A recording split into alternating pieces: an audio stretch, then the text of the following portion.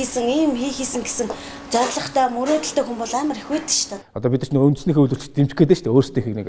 Манай аймагт чинь эсхийг хийдэг хүмүүс их олон байгаа шүү дээ. Ноосыг эцсийн бүтээгдэхүүн болгох. Царгаас авьяас тарих. Тийм янз бүрийн төмрөөр хийж болох юу энэ бүгдийг тийм хийн гэсэн тийм төлөвлөгөөтэй байгаа. Том үйлдвэр бариад нэг 20-30 хүн ажилуулчихсан гэл. Ийм боломжийг л янз бүрийн суугаар хайж юм да. Чиглэлээр нь өөрийн гэсэн бизнестэй болоход нь тодорхой хэмжээний дэмжлэгийг үзүүлэх. Үйлдвэрлэлийг өргөжүүлэх, ажлын байрыг нэмэгдүүлэх бол Хийх гээд байгаа хүмүүсийг бас бодлогоор зөв дэмжээсэй.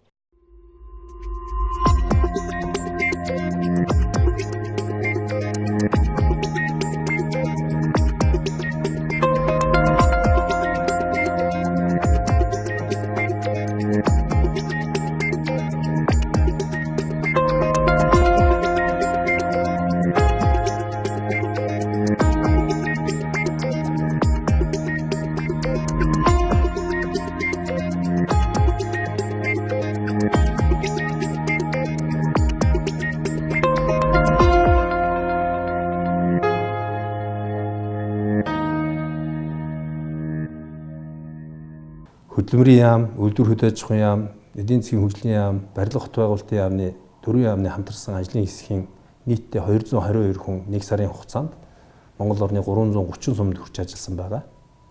За нэг талаасаа төсвийн хөрөнгө оруулалтыг оновчтой болгох, өргөө зардыг багасгах. Нөгөө талаасаа бол жижиг дунд үйлдвэрийн өнөөгийн байдал дүн шинжилгээ хийх, 330 сумн дээр үндсэндээ мониторинг хийсэн гэсэн. За байгаа үйлдвэрүүдэд бүртгээд одоо зурагжуулаад, баталгаажуулаад бүртгэлжүүлээд авсан. Бий болох үйлдвэрүүдийн одоо тухайн сумынхын ард иргэд манай сумын онцлог боломжид тохирсон ийм төслүүдийг дэмжих хэрэгтэй байна гэсэн жагсаалтыг бас гаргаж ирсэн байна. Тэгэхээр энэ судалгаанд үндэслээд бидний бас олон жил ярьж ирсэн шинжилгээ ухааны үндэслэлтэй тооцоо судалгаатаар жижиг дунд үйлдвэрийг хөгжүүлнэ.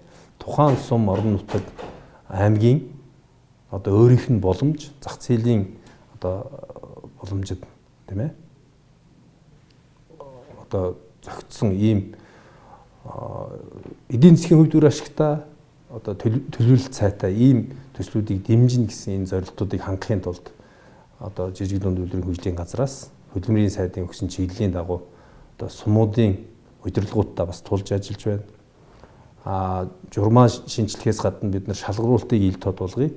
Мэдээллийг бол ард түмэнд хүргэе гэж. Би саяхан баруун 3 аймгийн 10 гаруй сумуудаар очиж ажилласан. Тэгэхэд сумын засаг даргын тамийн газраас мэдээлэл гардаггүй. Явцсан хүрээнд намын харьяаллаар найз нөхдийн хүрээнд зөвхөн сумын засаг даргын тамийн газрын байшинд байдаг хүмүүс тэр одоо зээлийг хүртсэн байдалтай ийм муу үр дүн бас харагдаж байгаа учраас бид нар бас шинжилгээг ил тод болгох байдлыг хийх нь зүйтэй гэсэн төгөлтөнд хүрээд ажиллаж байна. Одоо 11 оны зээлэхэд анхны 265 сая төгрөгийн 111 сая төгрөг нь буюу бараг 44% нь зориултын бусаар явцсан. Журмаан зөрчигдсөн. Гэрээгэн зөрчигдсөн. Зөвхөн засаг даргын захимж гаад гэрээгүй байгуулсан. Ямар ч төсөлгүй мөнгө өгсөн. Өмнөх авсан хүн нь зориултын бус явжсан байхад дээрс нэмээд өгсөн. Яг ийм юмнууд одоо аймгийн жижиг дунд үйлдвэрийн газраас бид нарт энэ 111 сая төгрөгийн учрыг олоо гэсэн. Бид нар одоо тодорхой хэмжээний арга хэмжээнд наваад эхэлсэн тэр хүмүүст мэдээлэл юмыг өгчихсөн. Ингээд нэгэн таталтын арга хэмжээ аваад явж байгаа.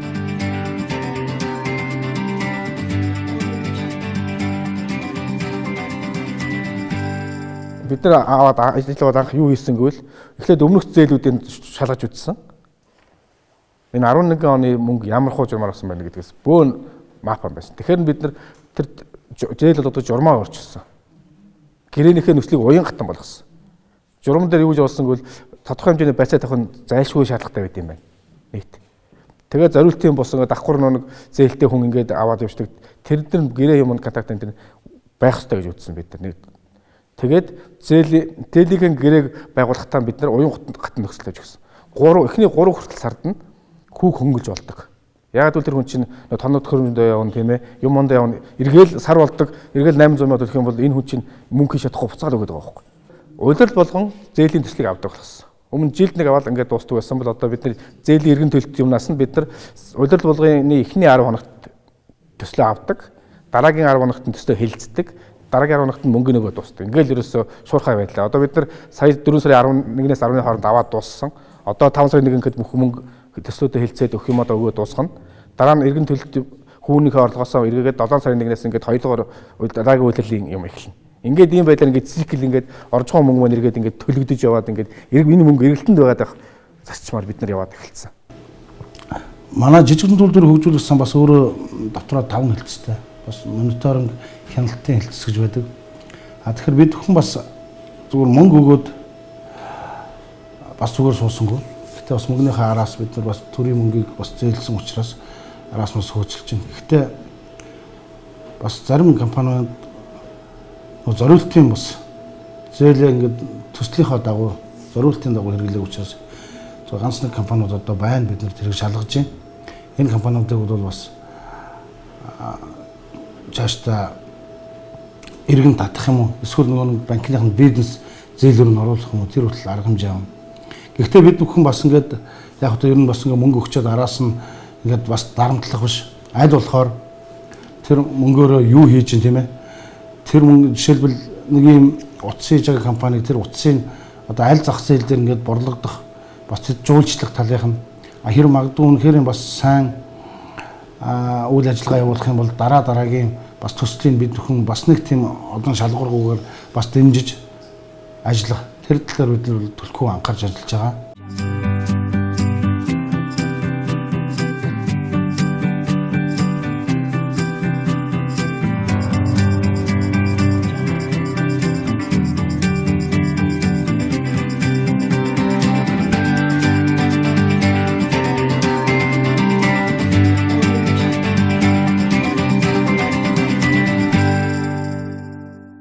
Манайч нэг газар нэг юм далахны цех гарангууд бүгдөө бахан далах хийх гээл үзчихдэг. Нэг тоосхны цех ангууд бүгдөө тоосох хийх гээл үзчихдэг. Тийм. Энэ дээр болохоор яг нөгөө хүмүүс чинь за энийг ийм одоо тэр шалгуур нь тодорхой ингээд ямар юмыг дэмжих вэ? Ирэн блээд тийм. Яа эхний жилээ дэмжсэн юм уу? Дараагийн жил нь дэмжихгүй. Жишээлбэл одоо энэ хүнд одоо газын бетонын үйлдвэр хөнгөн блокны ийм үйлдвэр хөчлөө гэхэд за энийг сайн хий наатаха сайн хийгээд энэ хүнийг сайшгаад дараа жил дахиад ийм дэмжихгүй л байх хэрэгтэй байхгүй.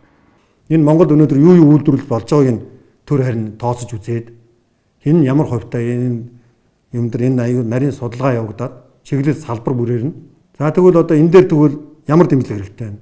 За энэ материалын тэгвэл энэ жижиг дунд үйлдвэр гэдэг энэ зах зээлийн улсын хэрэгцээний хэдэн хувийг хангаад байгаа. А үлдсэний бүгдийг хангахын тулд юу хэрэгтэй вэ? Дахиад ийм үйлдвэр хичнээн эсвэл энэ байгаа үйлдвэрийн хүчин чадлыг нэмээд ажиллуулах юм уу? Эсвэл бүр өөр бүс нутаг дахиж шинээр байгуулах юм уу? Энэ бол яг жинхэнэ бодлого байх. Ийм байдлаар зах зээлээ бас зөв хуваарлах тийм ээ. Ижил төстэй нэг их усүрийг ижил төстэй одоо төслүүд жижиг дунд үйлдвэрийн төслүүдийг худалдаа үйлчлэгийг дэмжиж нөгөө зээл авч буцаж төлөх ёстой хүмүүсийнхаа нөгөө эдийн засгийн хувьд зээлийнхэн чанар муудахад нөлөөлөхөөр ийм шийдлийг гаргахгүй байгаасаа гэсэн үднээс одоо зөвхөн баруун аймагуудыг биш зүүн бүсийн аймаг, хойд, төвийн бүсийн аймагуд, өмнөний бүсийн аймагуудыг ингээд зураглалыг гаргахыг гэсэн ийм санаатаагаар бид нар хөдөлмөрийн хэлтсүүдтэй холбогдоод ажиллаж байна. Аймаг болгон дээр, дүүрэг болгон дээр байгаа хөдөлмөрийн хэлтсүүд маань жижиг дунд үйлдвэрийн асуудал хариуцсан мэргэжилтнүүдтэй байгаа. За жижиг дунд үйлдвэрлэлийн эрхлэгчид маань аль хэдийн мэдсэн байх. Жижиг дунд үйлдвэрийн асуудал бол одоо засгийн газрын тухай хуулиар хөдөлмөрийн сайдын эрхлэх асуудлын хүрээнд ирсэн.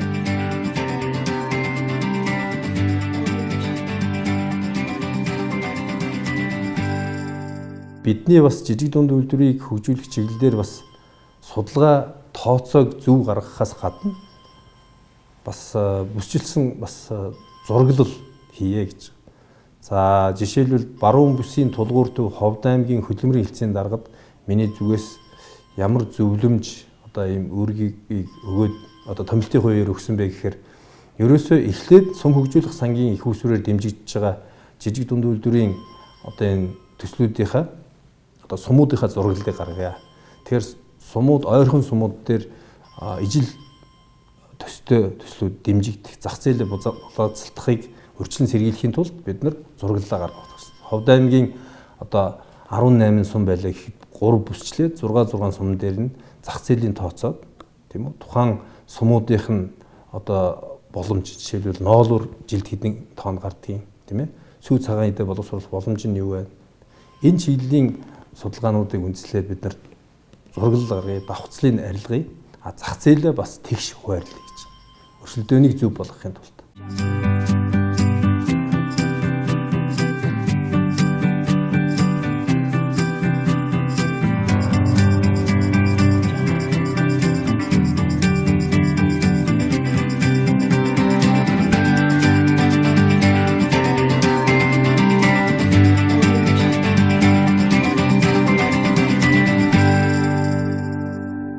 Тэгэхээр жижиг дунд үйлдвэрийн энэ салбар бол Монгол орны эдийн засгийн бас нэлээдгүй хувийг одоо бүрдүүлдэг, нэлээд жин дарсан ийм салбар болж байгаамаа. Дотоодын нийт бүтээгдэхүүний 25 гаруй хувийг бүрдүүлж байна. Монгол орны ажиллах хөдөлмөрийн зах зээл дээр ажиллах хүчний 50 гаруй хувийг бас бүрдүүлж байна. Тийм учраас Монгол орнд бүртгэлтэй идэвхтэй үйл ажиллагаа явуулж байгаа 65600 за 60 гаруй мянган аж ахуй нэгжийн бараг 97%-ийг жижиг дунд үйлдвэрлэл бүрдүүлж байгаа.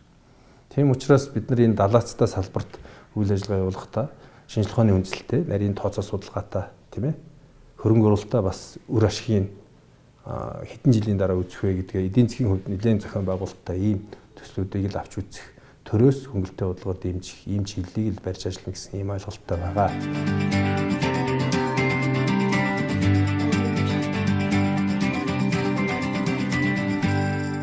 Ер нь дотоодын нийт бүтээгдэхүүний бараг 65% нь Улаанбаатар үйлдвэрлэдэг гэсэн тооцоо байна. 10% нь Эрдэнэтэд байдаг юм байна. За үлдсэн тэгээд хэсэг нь бол энэ аймаг сумдаар тараа явдаг ийм л юм байгаа даа. Орон нутагт үйлдвэрлэл эрхлэх Улаанбаатар хотод нэг юм хийх хоёр газар тэнгэр шиг ялгаатай. Одоо тэр сая 300 мянган хүн амтай хотод тийм ээ нэг түүц ажилуулах энэ ч ингээд нэг үйлдвэрлэл эрхлэх хоёр орлого мөнгө нь бараг л адилхан баг. Тэгтээ татварт өгж байгаа мөнгө ажилуулж байгаа хүмүүс одоо нийгэм нөлөөлж байгаа нөлөө одоо хариуцлага үүрч байгаа нь бол гэдгээр бол давуутай нэлээ ялгаатай. Тэгэхээр зэрэг миний бодлоор бол одоо энэ төвлөрлөлийг сааруулахын тулд энэ Улаанбаатар хот хөдөө орон нутгийг одоо бүсчлээд жоохон татварын жоохон бүсчлээд ингээд явах юм бол хөдөө рүүгээ хүмүүс үйлдвэрлэл эрхлэх нь ядаж юу гэдэг хөдөөнөө үйлдвэрлчихэд хот руу зөөдөг болж магадгүй шүү дээ. За манай татвар одоо ингээд бид нар ярьдаг л да. Одоо 4 харавтай татвартай одоо ер нь бол дэлхийд бол байхгүй шахав татварын системтэй орон хамгийн одоо хөнгөлөлтөө нөхцөлтөө гэдэг. Үнэн бас ингээд бос оронтой жишгүүл үнийн юм бэл. Бид нар чинь 10 гэж явдаг. Тэгээд 4 харавтай. Гэтэл энэ 10 маань бас энэ дотор манай зах зээл маань өөрөө юу вэ? Бид нэг 3 сая хүрэхгүй хүн амтай зах зээл дээр үйл ажиллагаа явуулж байна. Тэгээ ийм зах зээл дээр явж байхад бид нар дахиад 10 гэдэг татвар өгөө явуулахаар бид нар бол үнэндээ татвараар бас хүнд байдалд ордог үе бий шүү. Зөндөө олон компаниуд хүнд байдалд орж байна. Сая өдөр одоо тэр нөөтийн тэр одоо 2000 компани оролцсон том дуйлаантай хэрэг боллоо шүү дээ. Энэ юу татвараас л яасан. Тэнд бас мэдээж тэр 2000 компани бүгдээрээ одоо тэнд оролцсон захирлууд нь гэдэг юм уу нэгтлэнгууд нь бүгд тийм одоо ашиг сонирхолтой төрчлөлтэй ч юм уу те шуналтаач гэдэг үүднээс тийм хийгээг баг. Зарим нь гарцаагүй байдлаас тийм хийсэн гэж би боддог. Гэтэл манай татварын бодлого маань өөрөө хүмүүсийг тийм төрөхж шít түлхээд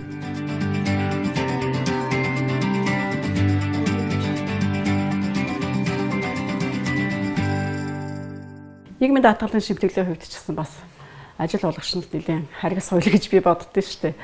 Ажил олгогч эзэдийн гэдэг юм уу? Ажил олгогч компани эсрэг Монгол 2 хууль байдаг. Нэг нь бол энэ нийгмийн даатгалын хууль. Нөгөөх нь хөдөлмөрийн хууль. Энэ хоёр хууль хоёулаа социализмын угшилтай хууль.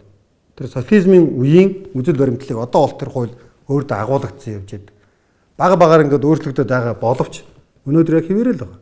Ажил олгогч хүний үүднээс яг тэр хуулийг уншаад үзээрэй. Тэнд ажил олгогч нь баахан үүрэгтэй л болохоос биш, эрхтүү хөрөндөрөөс байх. Одоо тэр хүнийг цалинжуулаад, тэр хүнийг амьдралтаа болгоод, тэр хүний өмнөөс татвар төлөөд, нийгмийн даатгалын төлөөд, эрүүл мэндийн даатгалын төлөө явж байгаа бол тэнд бас эрх байх хэрэгтэй. Ямар нэгэн хэмжээгээр тэр хүн байх хэрэгтэй. Гэтэл ерөөсөө тийм байдаггүй. Тэгээ энэ маань буцаад нөгөө нэг компани юм уу жижиг дунд үйлдвэрлэлийн хүрээний юмд яг л нөлөө энэ чөдөр тушаа улсан яг ийм л юм байна. Тэгэхээр энэ талын асуудлыг бид нар энэ эдийн засгийн татврын бодлогын асуудалтай нэлээд одоо хариуцлагатай хандаж тооцоо судалгааг нь хийгээд эрх зүйн бичиг баримтын хүрээнд бодлогын хүрээнд бас зөв шийдлүүдийг гаргаж өгөх нь жижиг дунд үйлдвэрлэл эрхлэгчдийн татврын орчныг таатай болгох чиглэлээр бас нэлээд урагшаа алхсан ийм алхмууд болно гэж бид нар ойлгож байна.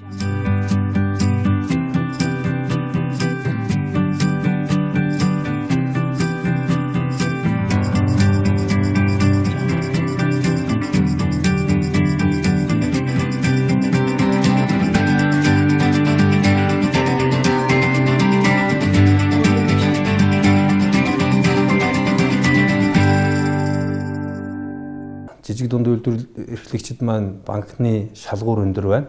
Банкар дамжиж авч байгаа зээлд. За барьцаа хөрөнгийг одоо зах зээлийн үнэлгээнээс доогуур үнэлж байна. Бидний барьцаа хөрөнгө хөрөхгүй байна.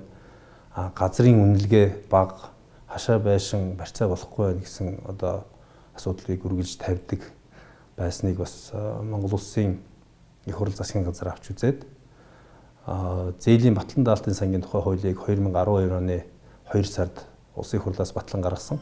Зээлийн батлан даалтын сан бол тухайн банкнаас авах гэж байгаа зээлийн одоо зээлэнд нь гаргаж байгаа барьцаа хөрөнгийн 60 хүртэлх хувийг бол төрөөс батлан даана гэсэн ийм хууль гарсан. Энэ хуулийг хэрэгжүүлэх зээлийн батлан даалтын сан дөнгөж байгуулагдаад журмаа боловсруулад үйл ажиллагаагаа эхэлүүлж байна. Тэгэхээр энэ батлан даалтын сан үйл ажиллагаа орж идэвхжснээр бас ингээд манай ингээд зээл авахыг сонирхож байгаа бид нартай бас хамтарч ажиллах гэж байгаа улсуудын бас нуруунд дээрээс нэлээх ачаа бас манай шинжилгээний засгийн газар байна авсан гэж ойлгож байна. Тэгээд Монгол Улсын засгийн газараас 5 тэрбум төгрөгийн батлан даалт гаргасан. Энэ батлан даалтын сан маань 20 дахин үржүүлэхээр хэдүү 100 тэрбум төгрөгийн батлан даалтын сантай сон гэж байна.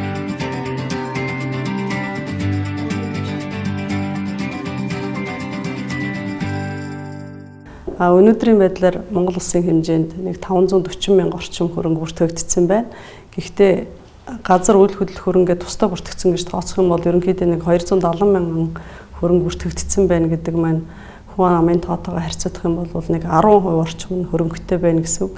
Гэтэл яг амьдрал дээр бол айл болгон дор хаяж газартай, айл болгон байшинтай байна гэж тооцох юм бол бид нэр бүртгэлд тэр болгон сайн хамрагдаж чадахгүй байна гэсэн үг. Тэгэхээр би юу хэлэх гээд энэ нөхөр иргэд та нар жижиг дунд бизнесээ эрхлэхийн тулд амжиргаагаа дээшлүүлэхийн тулд хөрөнгөө маш сайн бүртгүүлээ. Газрын албанаас гэрчилгээ өгснөөр энэ хөрөнгө маань таны өмч гэдэг эрхэн бүртгэгдсэн гэсэн хэрэг биш ээ. Газрын албанаас өгсөн гэрчилгээгээ улсын бүртгэлд очиж эрхийн бүртгэлд бүртгүүлснээр энэ маань өөрөө таны жинхэнэ өмч болж ингэж баталгаажж байгаа маа. Дараа нь ингээд банкны зээлэнд тавихад жижиг дунд үйлдвэрийн зээлэнд барьцаагаар тавихад энэ чинь жинхэнэ барьцаалагдана. Зөвхөн газрын албанаас авсан гэрчлэгээр бол энэ өөрөө өмчлөх эрх баталгаажсан гэсэн үг шүү. Өмчийн маргаан гарсан тохиолдолд ч гэсэн таны хөрөнгө улсын бүртгэлд бүртгэгдсэн байх юм бол таны хөрөнгө жигнэсээ одоо шүүх маргаанаар явуулаач гэсэн энэ чинь өөрөө хамгаалагдаж байгаа. За сүүлийн үед засгийн газраас авч хэрэгжүүлж байгаа хөтөлбөрүүдийн хүрээнд зээл авах үйл ажиллагаа асар их болж байна. Жижиг дунд үйлдвэрийн зээл хамрагдахаас гадна норон цусны зээл хамрагдах одоо хэрэгцээ маш их байна. Тэгээд манай байгууллага бол ерөнхийдөө үйлчлэгийг шуурхай болгох, иргэдэд яаж түргэн шуурхай үйлчлэх үү гэдэг дээр санаачлаг гаргаад банкуудын холбоо болон арилжааны 14 банк ус санхүүгийн байгууллагуудтай хамтран ажиллах санамж жижигт гараа өсгөсөрсөн. Энэ хүрээнд юу хийх вэ гэхээр өнөөдөр иргэн болгон зээл авсан хүн болгон бүртгэлийн байгууллагуудаар очиж очролдог байсан бол энийг банк ус санхүүгийн байгууллагууд өөрсдөө очиж бүртгүүлэхээр бид нар тохиролцож байна. Гэрээнүүд хийгдэж байна. Түүнчлэн иргэд хөрөнгөтэй эсэх тухай, барьцаатай эсэх тухай лавлгаануудыг өөрсдөө очиж мэдээлэл гаргаж авдаг байсан бол бид нар банкудтай онлайнаар харьцаж авахаар ингэж гэрээ хийгдэж байна. Нэг ёсондоо иргэдийг одоо олон удаа төрийн байгууллага банкуудын хоолнуудаа явуулахгүйгээр иргэдийн цаг хүч хөрөнгийг хэмнэх ийм ажлууд хийгдэж байна. Одоо яг явагдаж байгаа эхний ээлжинд голом том хооллоо үйлчлэлийн банк гэрээгээ хийчихэд байна. Цаашдаа бол бид нэр энэ үйлчлэгийг түргэн шуурхай болгохын тулд онлайн үйлчлэгэнд шилжих, хэрэгцээ орчноо боловсронгуй болгох, хүч сурталыг багасгахын тал дээр том зарчмын өөрчлөлтүүд хийх гээд ажиллаж байна. За зүгээр нэг жишээ хэлэхэд бол бид нар үйл хөдлөх хөрөнгийн бүртгэлийн тухай хуулийг шинжилэн найруулж өргөн барих гэж байна. түүнчлэн хууль зүйн яамн дээр бас хөдлөх хөрөнгийн барьцааны тухай хуулийн шинжилсэн найруулга явж байгаа. Энэ яагаад ингэж явж байгаа нөхөр улсаа иргэдэд барьцааны хөрөнгө дутагдaltaй байдаг учраас байгаа үйл хөдлөх хөрөнгөөс гадна үйлдвэрлэлийн тоногдох хөрөмжч гэдэг юм уу, машин механизмч гэдэг юм уу, хөдлөх хөрөнгүүдэд барьцаалж санхүүгийн хөсвөртэй болохын нэг нь төр засгаас бодлогын хэмжээгээр дэмжиж өгөх юм эрх зүйн орчныг бүрдүүлэх гээд ажиллаж байгаа. Энэ хүрээд иргэд өөрсдөө бас эрх зүйн мэдлэгээ сайжруулж, мэдээлэл маш сайн авч, өөрсдөө бүртгүүлэх санаачлалаа сайн гаргах нь бас их чухал байна. Нэг талаас ажил хийгээд нөгөө талаас иргэд мань бас хандахгүй бол энэ ажил бас их тийм сайн явахгүй. Тийм учраас иргэдэд би өнөөдөр юу гэж хандаж хэлмээр байна гэхээр одоо байгаа хөрөнгөө бүртгүүлээд тэрийгэ эдийн засгийн эргэлтэнд оруулах. Өнөөдөр жишээлбэл бүртгэлтэй газрын үннийг өөр бүртгэлгүй зүгээр газрын албанаас гэрчлэгээ авсан газрын үннийг шал өөр байх жишээтэй. Бүртгэгдсэн эрх нь одоо хөрөнгө бол эрх нь бүрэн дүүрэн хамгаалагдсан гэдгийг иргэд маань маш сайн ойлгох хэрэгтэй байна.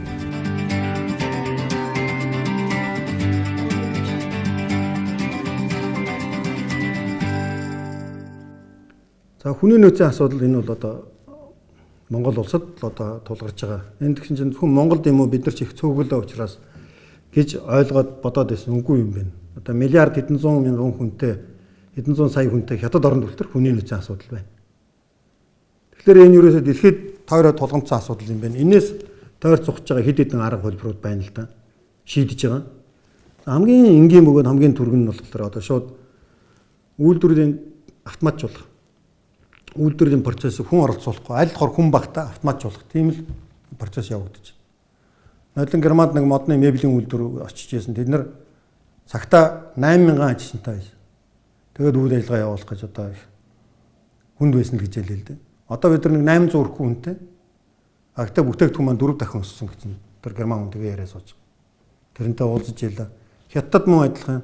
Зөвхөн хаалга цонхны үйлдвэрийн одоо шугам урд нь бол 16-аас 20 хүн ажилладаг байсан шугам байсан. Тэгэхээр чи одоо автомат болгоод 4 хүн ажилладаг болчихсон. 20 хүний ажлыг 4 хүн хийдэг л тийм л хэмжээнд очсон байна. Тэгэхээр дандаа автомат болгоцсон. Тэгэхээр нөгөө ажил болгогч гэдэг юм уу компанийн хувьд 20 хүнтэй харьцах 4 хүнтэй харьцах уу? Энэ хоёрын хооронд маш их ялгаа байна. Бид нар чинь энэ жижигхэн зах зээл дээр цөөхөн хүн амтай ийм дээр бол бид нар технологиор л сайн байж иж нөгөө үр ашиг өгөөж нь гарна. Олон хүнээр ажиллахыг бол бид нар тэр ажил нь олдохгүй, ажилч нь олдохгүй. Олон хүнээр ихээр хийнэ гэвэл зах зээл нь байхгүй. Тэгэхээр бид нар аль болохоор бага зардалтайгаар богино хугацаанд үр ашигтай сүүлийн бүтээгдэхүүн гаргах. Тэгэхээр бид нар энэ технологи шинжилгээ сайжруулах. Энэ бол гарцаагүй.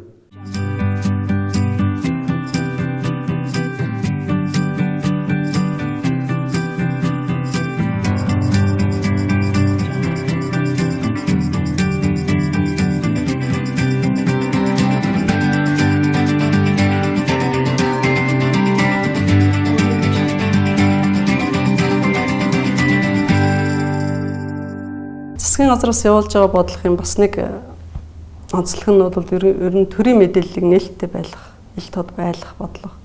Мэдээлэл гэдэг нь өнөөдөр маш их үн цэнтэй хүмүүс шийдвэр гаргахад хамгийн эхэлж мэдээлэлтэй хүн зөв шийдвэр гаргадаг. Бас мэдээлэлтэй хүн хамгийн түрүүлж амжилт олдог. Тийм учраас төрийн мэдээлэл нээлттэй байснаар иргэн болгонд ижил тэгш боломж олдох ёстой. Өмнө яадаг вэ гэхээр манай төрийн алба хаалттай ч юм уу мэдээлэл олдох хялбар биш те хүнд хэцүү байгаа тохиолдолд бол хэн мэдээлэлд ойрхон байна. Мэдээлэлд хэн ойрхон байдаг хөр эрх мэдэлтнүүд ойрхон байдаг. Мэдээлэлд ойрхон эрх мэдэлтнүүд илүү их боломжийг өөртөө болно өөрийнхөө эргэн тойрны хүмүүст өгж яадаг. Энээс болоод энэ авилга гэдэг юм чинь ерөөсөө тэр мэдээлэлээс үүдэлтэй.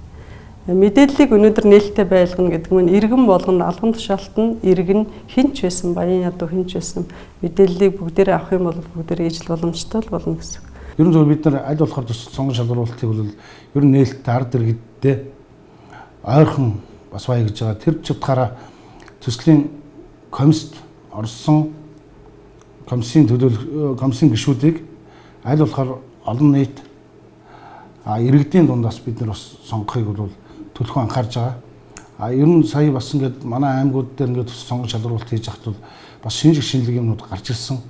Тэр нь болохоор бүр аймгийнхаа театрт бүр иргэдэд цуглуулж байгаа те бүр тэр сонгон шалгуулалт хийсэн бол бас ингээд бидний ингээд явуулж байгаа үйл ажиллагааны нэг бас нааштай шаашаалтай бас хэлбэр гэж ойлгож болно. Төсөл өгсөн иргэдээ байлцуулж хагаад хурлаа хий.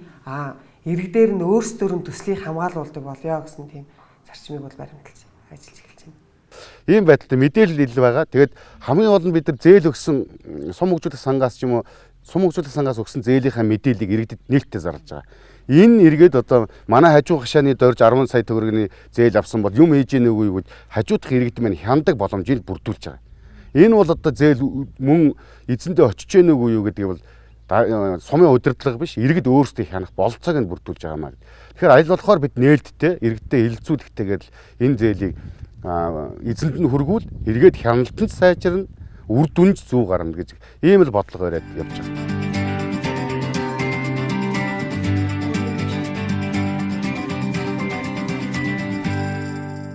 Төрөл бүрийн мэдээлэл хязгааргүйгээр өргөнд харахсан яг энэ үед нийгэмд хүн болгон ийм хязгааргүй хэрэгтэй болон хэрэгцээтэй бос мэдээллийн дунд төөрөгдөх явдал элбэг байдаг.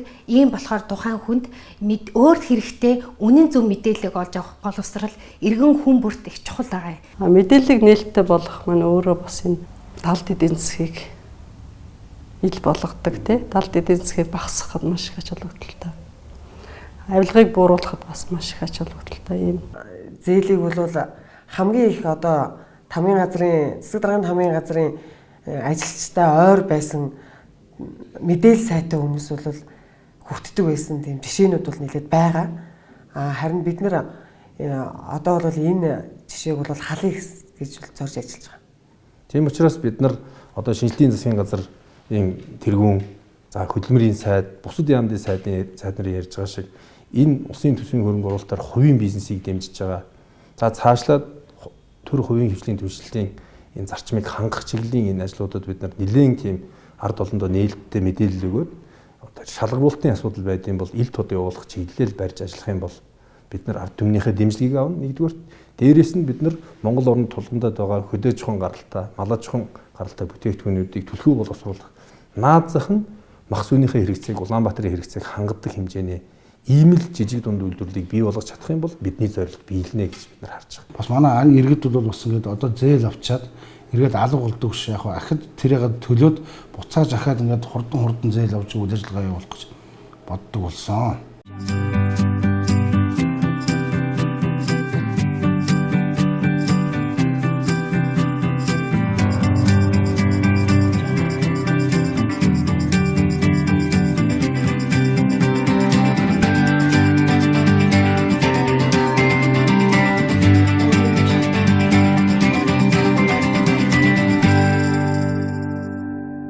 Төрөөс дэд үтс сайжруулах тал дээр маш их хөрөнгө оруулж байна. Манай байгууллага болохоор ерөнхийдөө бүртгэлийн байгууллага учраас бид нар бас энэ шинэ хуулийн дээр оруулж байгаа нөхөр төрийн өмчийг бүртгэх ийм шинэ концепц явж байгаа. Төрийн өмчийг яагаад бүртгэх гэдэг нөхөр төрийн өмчийг бүртгэхээр нөгөө шугам сүлжээнүүд ч бас бүртгэгдээ явчихна. Энэ ч өөрөө төрийн өмч. Төрийн өмч бүртгэснээр бид нар одоо тэр бүртгэлийн одоо зураг, газрын зураг тэр бүртгэл дээр чинь хаагур ямар шугам явж байна, хаагур ямар зам явж байна тэр бүхэн маань мэдээлэл маань бүрэн болно. Тэгэнгүүт хүмүүс тэнд хөрөнгө оруулалт хийх хүмүүст тодорхой болно шүү дээ. Энэ жишээл би энэ газрыг авъя гэж худалдаж авъя гэж бодож илээхэд энд одоо гадны туршлага тийм л гэдэг юм лээ бид нар явж ирсэн. Тэгэхэд яг тухайн сонирхож байгаа оройно гаргаад ирэхэд тэнд одоо 10 жилийн дараа энэ дэм зам тавигдана. Эсвэл энэ доор ийм шугам явж байгаа. Тэр үтэйгэл энэ газар дээр ийм соёлын өв байгаа шүү. Эсвэл энэ газар маань ийм бохирдолтой шүү гэдэг бүх мэдээлэлд байдаг учраас нөгөө хөрөнгө оруулалт хийх гэж байгаа, худалдаж авах гэж байгаа, юмаа зарах гэж байгаа хүмүүст маш их мэдээлэл байдаг. Тэгэхээр ийм олон чиглэлээр төрийн хөнгөлөлтөй бодлого дэмжлэгүүд явж байна. Хамгийн гол нь хүмүүс маань мэдээлэл авах хэрэгтэй.